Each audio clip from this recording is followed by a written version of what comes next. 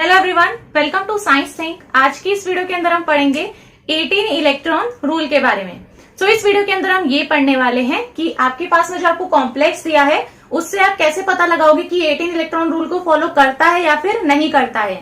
ठीक है, so according to this rule, 18 electron rule के अकॉर्डिंग किसी भी कॉम्प्लेक्स के अंदर आपके पास में जो मेटल है उसके जो वैलेंस इलेक्ट्रॉन्स है और जो इलेक्ट्रॉन्स लिगेंड्स ने डोनेट किए हैं उन दोनों का जो सम है वो 18 के इक्वल आना चाहिए अकॉर्डिंग टू दिस रूल। ठीक है, तो यहां पर जो है हम जो कैलकुलेट करेंगे उसमें हमें दो चीजें पता करनी है। दो चीजें क्या है हमारे पास में, इलेक्ट्रॉन्स, वैलेंस इलेक्ट्रॉन्स। मेटल के पास में जो वैलेंस के इलेक्ट्रॉन्स हैं, ठीक है, plus electron donated bye ligands.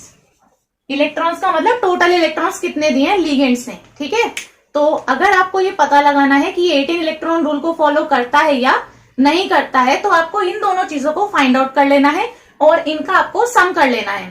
ठीक है, कि मेटल के वैलेंस इलेक्ट्रॉन्स कितने हैं और कितने इलेक्ट्रॉन्स उसे लिगेंड ने दिए हैं। ठीक है, चलो देखते हैं कैसे करना होता है इसको। पहला हम ले लेते हैं यहां पर, देखो कॉम्प्लेक्स में यहां पर ले रही हूं कोबाल्ट, लिगेंड मैंने लिया NH3। ठीक है, ये है 6, इसके ऊपर जो चार्ज है दैट इज 3+, स्क्वायर ब्रैकेट के ऊपर जो मैंने चार्ज लगाया दैट इज 3+। यहां पर देखो दो चीजें फाइंड आउट करनी है ना, कि मेटल के पास में कितने वैलेंस इलेक्ट्रॉन्स हैं और कितने इसको लिगेंड ने दिए हैं। इससे पहले हम वीडियो में ऑलरेडी कर चुके हैं कि आप इफेक्टिव एटॉमिक नंबर कैसे कैलकुलेट कर सकते हैं। ठीक है, सो अगर आपने वो वीडियो देखी है तो आपको ये और अच्छे समझ में आ जाएगा, अगर नहीं देखी है तब भी आपको ये आ जरूर जाएगा, तो आप उस वीडियो को भी देख सकते हैं। ठीक है, यहां पर देखो सबसे पहले बात करते हैं कि मेटल क्या है। मेटल इज कोबाल्ट, हमें दिख रहा है भाई मेटल तो कोबाल्ट ही है ना। NH3 जो जोड़े हुए हैं 6 की क्या होंगे, लिगेंड ही होंगे। तो मेटल इज कोबाल्ट।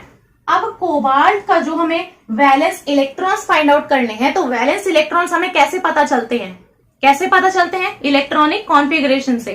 तो हमें इसके वैलेंस इलेक्ट्रॉन्स फाइंड आउट करने के लिए हमें इसकी इलेक्ट्रॉनिक कॉन्फ़िगरेशन पता होनी चाहिए। तो वैलेंस इलेक्ट्रॉन्स पता करने के लिए हम लिखते हैं इसकी इलेक्ट्रॉनिक कॉन्फ़िगरेशन। ठीक है, अब इसके लिए ये पता होना चाहिए कि इसका एटॉमिक नंबर है कितना। ठीक है, तो एटॉमिक नंबर इसका होता है कितना, 27। अच्छा, एटॉमिक मास फाइंड आउट करने की भी मैंने ट्रिक डाली हुई है, आप उसको भी ऊपर क्लिक करके देख सकते हैं। ठीक है, यहां पर देखो एटॉमिक नंबर जो है कोबाल्ट का ये होता है 27। तो यहां पर जो है डायरेक्टली हमारे पास में इनकी कॉन्फ़िगरेशन निकल के आ जाती है, बिल्कुल भी इसमें कोई रट्टा लगाने की, याद करने की जरूरत नहीं पड़ती है। यहां पर देखो, यहां पर मेरे पास में आएगी आर्गन जो हमारी नोबल गैस है। देखो यहां पर हम लिखते हैं 3D7 4S2। डायरेक्टली मेरे को पता है, कैसे पता है, देखो जो हमारे 20 से ऊपर के होंगे यानी 21, 22, 23, 24, ये सारे के सारे एलिमेंट्स के अंदर हमारे पास में अगर 27 एटॉमिक नंबर है, इसका मतलब 3D में 7 इलेक्ट्रॉन्स हैं और 4s2 तो रहता ही रहता है। ठीक है, क्योंकि 27 का मतलब क्या है कि आगे 7 इलेक्ट्रॉन्स और हैं। ठीक है ना, तो यहां तक मेरा हो गया कितना, 20 तक के एलिमेंट्स के लिए 4s2 तक हो गया है। अब इसके बाद में क्या होगा, 27 के लिए 3D7, ऐसे मेरे को पता है। ठीक है, तो मैंने आपको ये बता दिया है। देखो तो 27 एटॉमिक नंबर है, इसका मतलब 3D7 है और 4s2 तो रहेगा ही रहेगा। अब हम बात करते हैं कि कोबाल्ट का जो इलेक्ट्रॉनिक कॉन्फ़िगरेशन है ये मैंने लिख दिया, तो मेरे को यहां से दिख रहे हैं कितने इलेक्ट्रॉन्स हैं, वैलेंस में कितने इलेक्ट्रॉन्स दिख रहे हैं, 7 ये रहे, 2 ये रहे, है ना। तो अभी जो है मैंने ये लिख दिया है, लेकिन आपको जो है एक चीज यहां से देखनी है, कोबाल्ट यहां पर कितनी ऑक्सीडेशन स्टेट में है। जितनी मेटल की ऑक्सीडेशन स्टेट होगी उसी के अकॉर्डिंग तो उसकी वैलेंस इलेक्ट्रॉन्स लिखोगे ना। तो कोबाल्ट जो है यहां पर मैं निकालना नहीं सिखा रही हूं, मैं डायरेक्टली आपको बता रही हूं, ये 6 है, 0+3, तो मतलब कि कोबाल्ट की जो ऑक्सीडेशन स्टेट आएगी वो इस कॉम्प्लेक्स के अंदर +3 है। तो यहां पर हम कोबाल्ट की वैलेंस इलेक्ट्रॉन्स नहीं लेंगे, हम किसके लेंगे, कोबाल्ट 3+ के। समझे ना बात को। तो कोबाल्ट 3+ के अंदर अब इसकी लिखो इलेक्ट्रॉनिक कॉन्फ़िगरेशन कितनी हो जाएगी। देखो 3+ का मतलब होता है कि इसने 3 इलेक्ट्रॉन दे दिए, है ना। तो 3 इलेक्ट्रॉन ये कहां से देगा, अब बात ये आती है। देखो जब भी इलेक्ट्रॉन्स निकलते हैं तो पहले निकलेंगे किससे, 4s से, ठीक है। तो पहले 4s से इलेक्ट्रॉन निकलते हैं, उसके बाद 3d वाले, ठीक है। तो कितने इलेक्ट्रॉन्स निकालने हैं मेरे को, 3 इलेक्ट्रॉन्स। तो पहले 2 इलेक्ट्रॉन्स जाएंगे 4s से, और फिर जो 1 इलेक्ट्रॉन मेरे को और निकालना है वो जाएगा 3d से। तो क्या बन जाएगी इलेक्ट्रॉनिक कॉन्फ़िगरेशन, 3d6 4s0, ठीक है। तो ये हो जाएगी 3d6 4s0। तो मेरे को पता चल गया कि मेटल के जो वैलेंस इलेक्ट्रॉन्स हैं वो 6 हैं, 6। कैसे, 3d6 की वजह से, ठीक है। तो यहां से मैंने आपको ये एक बार बता दिया है कि मैंने कैसे कैसे किया है। आगे जो है इसको फटाफट करेंगे, ठीक है। तो मेटल के जो वैलेंस इलेक्ट्रॉन्स हैं, यहां पर लिख दूं मैं, कोबाल्ट के वैलेंस इलेक्ट्रॉन्स 6 हैं, मतलब कोबाल्ट 3+ की बात कर रही हूं मैं, ठीक है। यहां पे लिख देती हूँ कोबाल्ट 3+, क्योंकि इस कॉम्प्लेक्स के अंदर तो ये 3+ में ही है। तो कोबाल्ट 3+ के मैंने बता दिया कैसे निकाले हैं valence electrons. Electronic configuration cobalt की लिखी सबसे पहले, ठीक है, क्योंकि 27 है तो मतलब 3d7 होगा और 4s2 तो रहता ही रहता है। अब बात करते हैं कि कोबाल्ट यहाँ पर 3+ में है, तो 3 इलेक्ट्रॉन्स निकाल दो। 3 इलेक्ट्रॉन्स निकालोगे तो 3d6 रह जाएगा, मतलब कि 6 वैलेंस इलेक्ट्रॉन्स कोबाल्ट 3+ में है, ठीक है। तो फर्स्ट चीज मेरे को पता चल गई। दूसरी चीज क्या पता होनी चाहिए कि लिगेंड ने मेरे को कितने इलेक्ट्रॉन दिए हैं, मतलब मेटल को। तो लिगेंड देखो, पिछली वीडियो जो हमारी थी ना इफेक्टिव EAN कैलकुलेट करने की, इफेक्टिव एटॉमिक नंबर वाली, उसमें मैंने आपको बताया था कि अगर 6 लिगेंड जुड़े हुए हैं तो वो उसके दुगने इलेक्ट्रॉन दे देंगे। तो अगर यहाँ पे 6 NH3 हैं तो मतलब ये कितने इलेक्ट्रॉन देंगे, इसके डबल, 12 इलेक्ट्रॉन्स। अगर ऐसे ही 4 जुड़े होते हैं तो वो उसके डबल देंगे, यानी कि 8 इलेक्ट्रॉन्स, है ना। पिछली वीडियो में करा था, देख सकते हो। तो ये हो जाएगा, क्योंकि 6 NH3 अटैच्ड है, तो टोटल इलेक्ट्रॉन्स जो हमारे 6 NH3 लिगेंड्स ने दिए होंगे वो हो जाएंगे 6 × 2, यानी कि 12। तो 6 इलेक्ट्रॉन्स के वैलेंस में है, 12 इलेक्ट्रॉन्स इसे लिगेंड ने दिए हैं। अब क्या करना है, इनका सम, ठीक है। तो सम कर दो, 12 और 6 कितना होता है, 18। तो 18 आना चाहिए। तो क्या 18 आ रहा है, आ रहा है। तो इसका मतलब कि ये हमारा 18 इलेक्ट्रॉन रूल को फॉलो करता है। यहां पर टाइम लग रहा है इसको समझाने में, अगर आपको आता होगा तो इतना टाइम नहीं लगेगा। आपको जो है सिर्फ पता होना चाहिए, इलेक्ट्रॉनिक कॉन्फ़िगरेशन लिख के इतने इलेक्ट्रॉन्स माइनस करके सीधा 6 आ रहा है, और इसका सीधा डबल कर दो, 6 दूनी 12, तो 12 और 6 18, ठीक है। तो ये था हमारा फर्स्ट पार्ट। नेक्स्ट देखो, नेक्स्ट है कॉपर के साथ में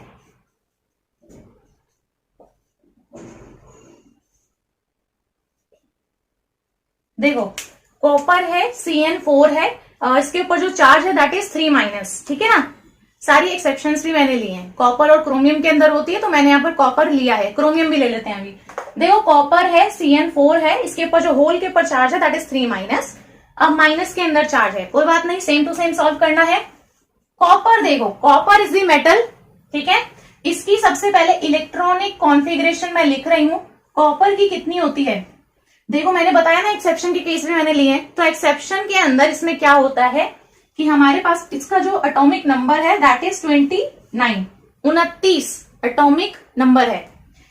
इसकी इलेक्ट्रॉनिक कॉन्फ़िगरेशन जो है वो हो जाती है 3d10 4s1, ठीक है ना।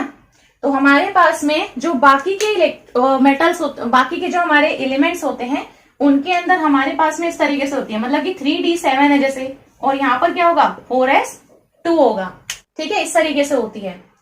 लेकिन इनके अंदर हमारे पास में एक्सेप्शन होती है, क्योंकि ये फुल्ली फिल्ड बनेगा 3d10, मतलब कि fully filled, so that is more stable. तो इसीलिए 4s2 ना होके ये एक इलेक्ट्रॉन कहाँ जाएगा, 3d में जाएगा, ठीक है ना। तो इलेक्ट्रॉनिक कॉन्फ़िगरेशन ये आ गई। अब देखो यहाँ पर हमें जो इलेक्ट्रॉनिक कॉन्फ़िगरेशन है इसमें दिख रहे हैं कितने इलेक्ट्रॉन्स हैं, लेकिन इलेक्ट्रॉन्स यहाँ पर देखने हैं हमें इस मेटल की जो यहाँ पर ऑक्सीडेशन स्टेट है उसमें। तो इस कॉपर की यहाँ पर कितनी ऑक्सीडेशन स्टेट है, देखो यहाँ पर ये जो है Cn- होता है, तो ये हो जाएगा -4 इक्वल्स टू के इस साइड में -3 ऑलरेडी है, तो ये हो जाएगा -3 +4, इसका मतलब +1। ठीक है, खुद भी कैलकुलेट कर सकते हो। इसकी देखो, इसको निकालना है तो उसको x मान लो। ठीक है, इसका क्या हो जाएगा, x - 4 = -3। तो x कितना हो जाएगा, -3 + 4, तो x कितना आ गया, +1। तो यानी कि कॉपर की जो ऑक्सीडेशन स्टेट है इसमें वो कितनी आएगी, +1। तो कॉपर +1 में क्या इलेक्ट्रॉनिक कॉन्फ़िगरेशन हो जाएगी, एक इलेक्ट्रॉन इसने निकाल दिया है। ठीक है, सो एक इलेक्ट्रॉन जो इसने दिया होगा वो किससे दिया होगा, 4s से। तो 4s में एक ही इलेक्ट्रॉन था, निकल गया। कितने बचे, 3d10। तो कितने वैलेंस इलेक्ट्रॉन्स हैं, 10। ठीक है, तो इसके अंदर है 10 वैलेंस इलेक्ट्रॉन्स। सो मेटल के जो वैलेंस इलेक्ट्रॉन्स हैं वो 10 हैं। अब लिगेंड ने कितने दिए, ऐसे निकाल लेते हैं। लिगेंड कितने हैं, 4, तो इलेक्ट्रॉन कितने दिए होंगे, 8, डबल। ठीक है, तो 10 और 8 को हम जोड़ लेते हैं, 10 और 8 18। तो यानी कि ये 18 इलेक्ट्रॉन रूल फॉलो कर रहा है। ठीक है ना, देख सकते हो आप, इसी तरीके से मैंने जस्ट रूल फॉलो किए हैं, इसके अलावा और कुछ नहीं किया है। चलो, ये हमारा था सेकेंड। नेक्स्ट देख लेते हैं।